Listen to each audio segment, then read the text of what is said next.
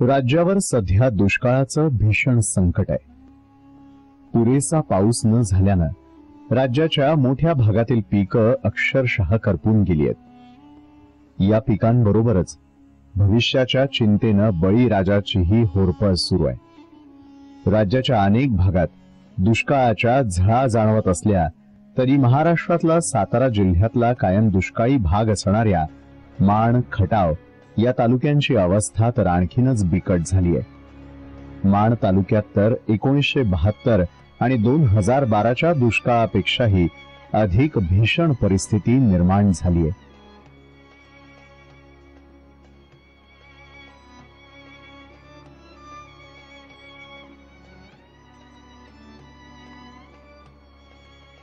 गेल्या वर्षी या दोन्ही तालुक्यांकडे पावसानं पाठ फिरवली। पावसाअभावी जमिनीचं अक्षरशः माळ रानात रूपांतर झालंय। वरून चटके देणारा सूर्य आणि खाली करपलेली भुई अशीच या दोन तालुक्यांमधल्या शेतकऱ्यांची अवस्था झाली आहे। पावसानं पाणी काही आणलं नाही, मात्र ज्या जमिनीच्या जीवावर 2 घास पोटात जायचे त्या जमिनीची झालेली परवड पाहून तिथल्या बळीराजाच्या डोळ्यात मात्र पाणी आलंय। कशी बशी मशागत करून तयार केलेल्या शेतातील पिकं आता करपताना पाहणं बळीराजाच्या नशिबी आलंय।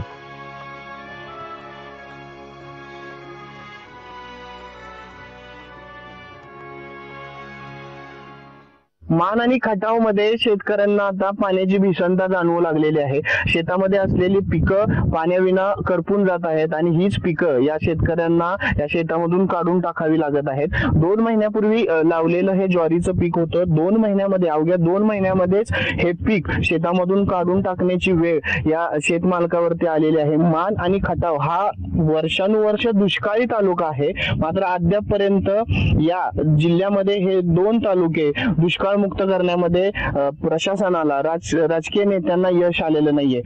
वारंवार या ठिकाणी झालेल्या आंदोलनामधून पाण्याची मागणी करण्यात आली, मात्र शेतकऱ्यांना अद्यापपर्यंत पाणी मिळालेलं नाहीये। हे ज्वारीचं पीक या शेतमालकांनी 2 महिन्यापूर्वी लावलेलं होतं, मात्र वेळेच्या आधी हे पीक हातात येण्याआधीच करपून गेलं आणि त्यामुळं हे पीक या शेतकऱ्यांना या ठिकाणी शेतामधून काढून टाकावं लागलं। या मान आणि खटाव मध्ये जे शेतकरी आहेत ते पाण्याची मागणी करतात, मात्र अद्याप त्यांना पाणी मिळालेलं नाहीये। जी हातात आलेली पिकं आहेत, जी पिकं उत्पादनासाठी घेतली जातात, ती पिकं आता काढून टाकण्याची वेळ या शेतकऱ्यांवर येते। मात्र राजकीय नेते या सर्व परिस्थितीकडे दुर्लक्ष करताना दिसतात।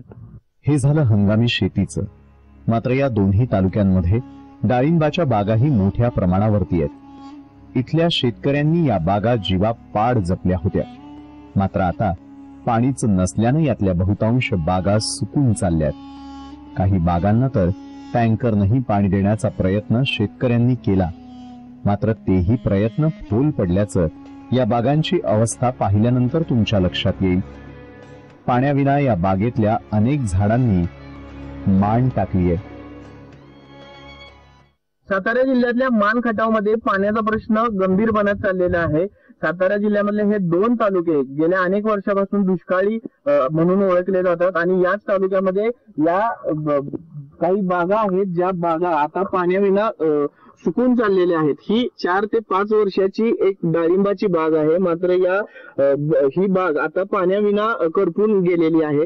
या बागेमध्ये अनेक ही झाडं आहेत जी 15 ते 20 वर्ष ही बाग चालू शकते, यातून उत्पादन घेता येऊ शकतं 15 ते 20 वर्ष। मात्र आता पाण्याविना या बागेतली जी झाडं आहेत ते सुकून गेलेली आहेत। गेल्या अनेक वर्षापासून या मान खटाव मध्ये हीच परिस्थिती दिसून येत आहे आणि इथल्या शेतकऱ्यांची हतबलता आता दिवसेंदिवस वाढतच चाललेली आहे। प्रशासन असेल किंवा राजकीय नेते असतील ही समस्या सोडवण्यासाठी म्हणाव्या तेवढे प्रयत्न करताना दिसत नाहीत, त्यामुळे इथला शेतकरी आता पूर्णपणे उद्ध्वस्त होताना दिसत आहे। एकीकडे डाळिंबाच्या सुकलेल्या बागा पाहून मनात कालवाकालव होतीये, तर ज्यांच्या बागांनी या दुष्काळातही कसा बसा तग धरलाय त्या बागांना वाचवण्यासाठी शेतकऱ्यांची प्रयत्नांची शर्थ सुरू आहे।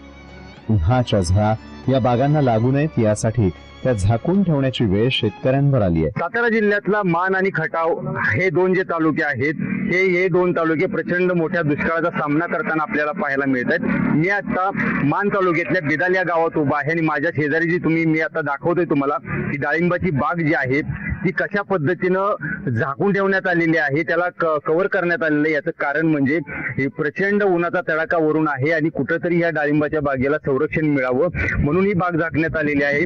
या ठिकाणी पाण्याचा एकदम कमी प्रमाण आहे, पाणी अक्षरशः शेतीला मिळत नाही. याच्यामुळं इथली पिकं वाळून चाललेली आहेत आणि शेतकऱ्यांनी जी मोठ्या कष्टाने लावलेली ही बाग आहे ती जगवण्याचा प्रयत्न इथला स्थानिक शेतकरी करताना पाहायला मिळतोय. खरं पाहायला गेलं तर शहरांमध्ये आपण खूप आवडीनं ही डाळिंब खातो, परंतु शेतकरी इथला खूप कष्टाने हे पिकवत असतो. परंतु या ठिकाणी पाण्याचा स्रोत कमी असल्यामुळे, पाणीच मिळत नसल्यामुळं या ठिकाणचा शेतकरी खूप प्रचंड संकटात सापडलेला पाहायला मिळतोय. या ठिकाणी जे पाणी यायला हवं होतं ते म्हणजे जेहे कटापूर योजनेचं, परंतु जेहे कटापूर योजना रखडलेली आहे गेल्या 20 वर्षापासून. त्यामुळे या ठिकाणी कुठल्याही पद्धतीचं या योजनेचं पाणी पोहोचलेलं नाहीये. यामुळे इथल्या शेतकऱ्यांना खूप संकटांचा सामना आपल्याला करताना पाहायला मिळतोय. पावसानं दडी मारल्यानं खरीपाचा हंगाम तर वाया गेलाच, पण रब्बीचा हंगामही कोरडा गेलाय. पाऊसच नसल्यानं केवळ पिण्याच्या पाण्याची टंचाई नाही, तर जनावरांसाठी पाणी चारा टंचाईचं संकटही उभं राहिलंय. या दुष्काळापासून पशुधन वाचवायचं कसं, हा मोठाच प्रश्न त्यांना भेडसावतोय. या संकटातून दिलासा मिळावा यासाठी चारा छावण्या सुरू झाल्यात. निसर्गाच्या अवकृपेनं इथला बळीराजा हतबल झालाय.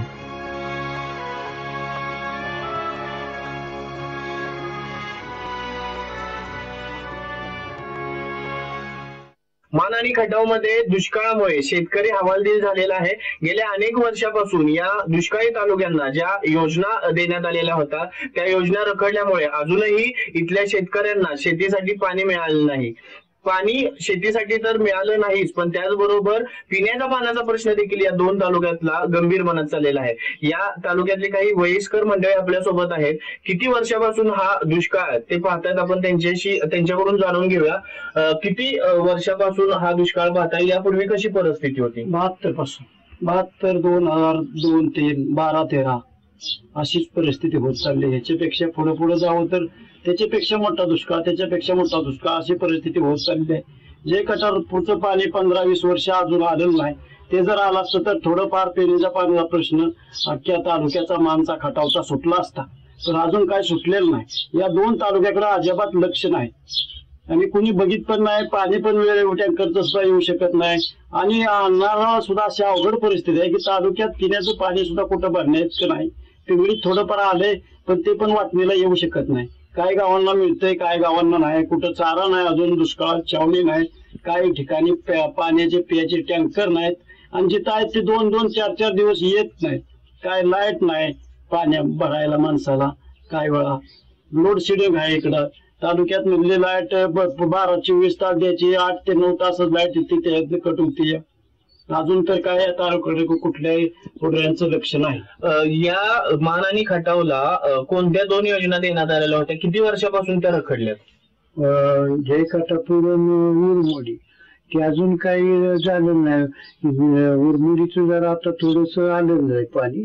जय कटापूरचं अजून काय आलं नाही, त्याच्यामुळे सगळी बाजूचं सगळं आटून गेलेलं आहे आणि इकडे थोडस आता सुटलेलं आहे. ते कोणाच्या वाटणीला येतंय, कोणाच्या नाही येत, असं सगळं चाललंय. या दोन तालुक्यामध्ये 72 नंतर अनेक दिवस पाण्याच्या मागणीसाठी आंदोलन झालं. त्यानंतर या आंदोलनानंतर योजना सुद्धा देण्यात आल्या. मात्र या योजना रखडल्यामुळं इथले स्थानिक राजकारणी असतील, जे आमदार असतील, खासदार असतील, या योजना पूर्ण करण्यासाठी प्रयत्न करतायत का? करतायत प्रयत्न, पण त्यांच्या योजना काय आवत नाही. त्या अजूनही असं झालंय की बरेच दिवस आता रखडले.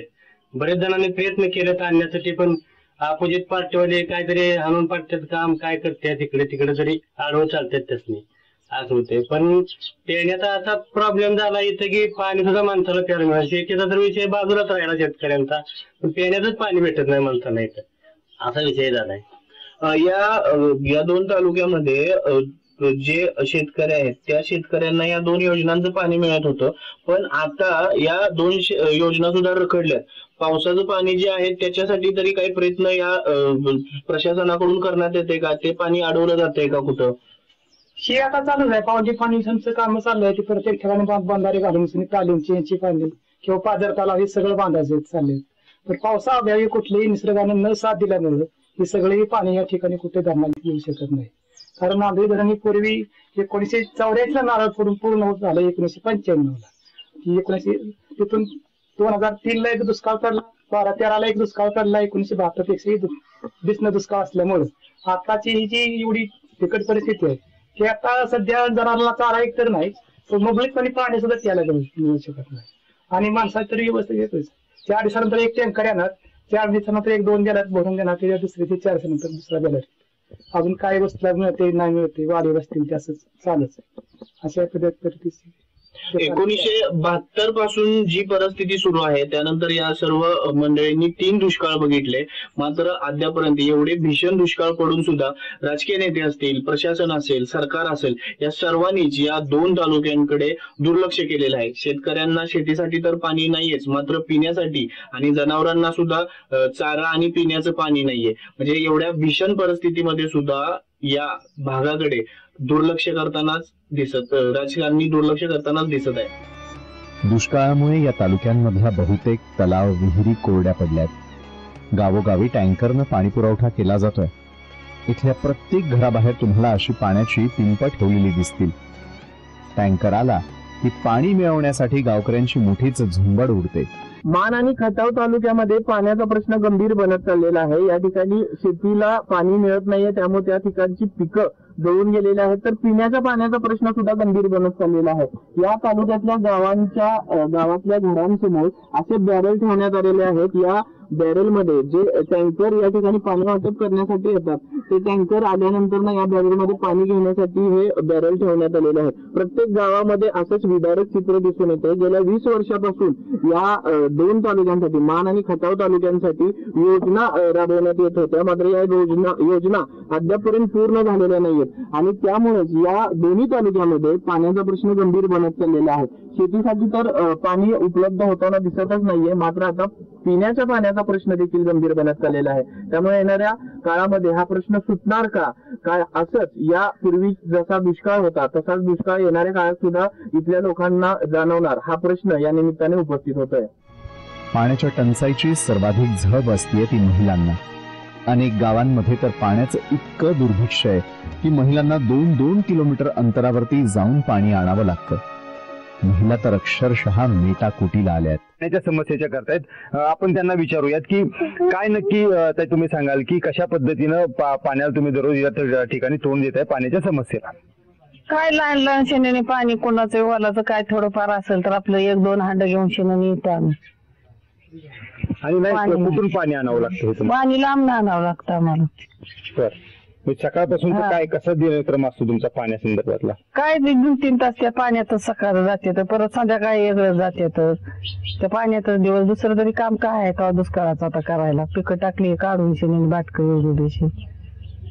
तुम्ही काय सांगाल की कशा पद्धतीने तुम्ही पाण्याच्या समस्येला तोंड देताय की वर्षानुवर्ष ही समस्या आहे? आम्हाला दरवर्षी पाण्याची बोंब असते, तर तलावात पाणी नसले की पाणी आम्हाला लांब आणायला लागतं. 2-2, 3-3 तास नंबरला उभं राहायला लागतं. कुणाच्या मुलाला 2-2, 3-3 किलोमीटरवर आम्ही पाणी आणतो. झाडांना आमच्या इथं पाणी नाही, मग आंघोळीचं वापरतो पाणी. सांडपाणी ते झाडांना ओतायचं. दिवसभर म्हणजे सकाळपासून हे जे पाणी वापरायचं लागतं किंवा याचं लागतं ते काय सांगाल तुम्ही? काय कशा पद्धतीने इथं तोंड देताय तुम्ही? पाणी हे भरपूर लागतं. परत फारच बोंब असल्यामुळे टँकर सुद्धा नाही येत काही काही ठिकाणी साधू. आमच्या इथे तर नाहीच येत टँकर साधू, त्यामुळे फार लांबून पाणी आणावं लागतं आणि काटकसरीने पाणी वापरावं लागतंय आम्हाला. फारच काटकसरीने. आता वेळ झालीये एका ब्रेकची.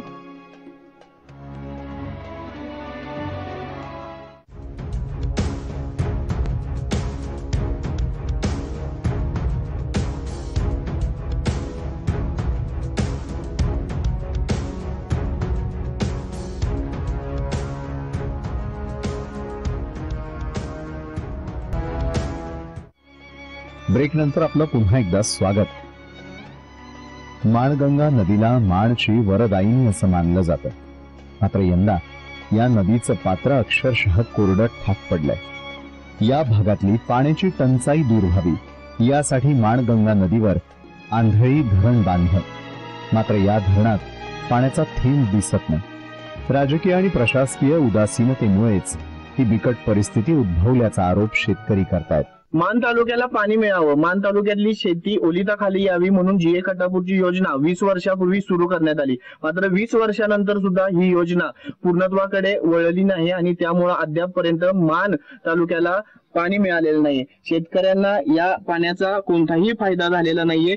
GA कटापूर मधून जे पाणी येणार होतं ते याच आंधळी धरणामध्ये येणार होतं आणि या आंधळी धरणामधून पुढे 50% मान तालुक्याचा भाग ओलिताखाली येणार होता. मानगंगा नदीवरती हे आंधळी धरण आहे. GA कटापूरच्या योजनेतून पाणी या मानगंगा नदीमधून आंधळी धरणामध्ये येणार होतं आणि त्यानंतर या मान तालुक्यातल्या शेतकऱ्यांना दिलासा मिळणार होता. पण गेली 20 वर्ष या योजना रखडलेल्या आहेत आणि या योजना रखडल्यामुळे या भागातल्या शेतकऱ्यांना पाणी मिळालेलं नाहीये.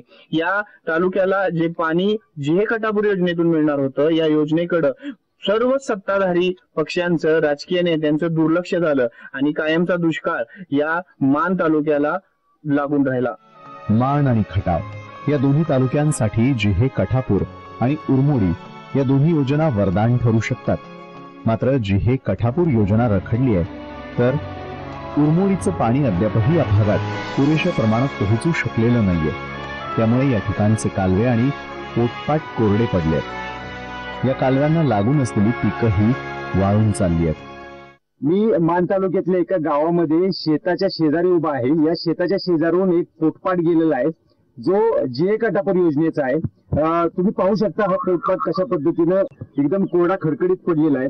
गेल्या 15 वर्षापूर्वी हा काढण्यात आलेला पोटपाट या ठिकाणी पाण्याचा एक थेंब सुद्धा GA कटापूर योजनेचा पोहोचलेला नाहीये. याच्यावरूनच तुम्हाला अंदाज येऊ शकतो की इथली परिस्थिती काय असेल. GA कटापूर योजना गेल्या 20 वर्षापूर्वी खरं तर याचं काम चालू झालं परंतु याचं काम पूर्ण झालं नाही आणि इथेपर्यंत पाणी मान तालुक्याला पोहोचलेलं नाहीये. सगळ्यात महत्वाचं सांगायचं झालं तर या ठिकाणी दुष्काळी भागामध्ये बरेचसे नेते मंडळी या ठिकाणी येतात.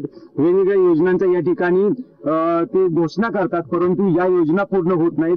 दुष्काळी तालुक्यातल्या लोकांची फरफट होताना पाहायला मिळते. आपल्यासोबत याच ठिकाणचे शेतकरी आहेत. आपण त्यांच्याकडून जाणून घेणार आहोत की काय परिस्थिती या ठिकाणची आहे. काय सांगाल तुम्ही मला की कशी परिस्थिती या ठिकाणची आणि या योजनेविषयीची आता माहिती आम्हाला द्या. गेले 15 वर्षापासून हा पाट काढून ठेवलेला आहे परंतु GA कटापूर योजना अपूर्ण असल्यामुळे त्या पाटाला कधीही पाणी आलेलं नाही. ते कांद्याचं पीक आहे शेजारी हे वाळून चाललेलं आहे कारण ह्याला पाणी नसल्यामुळं किती बिकट अवस्था आहे या कांद्याची. परंतु इथं पाणी नसल्यामुळे काहीही करू शकत नाही.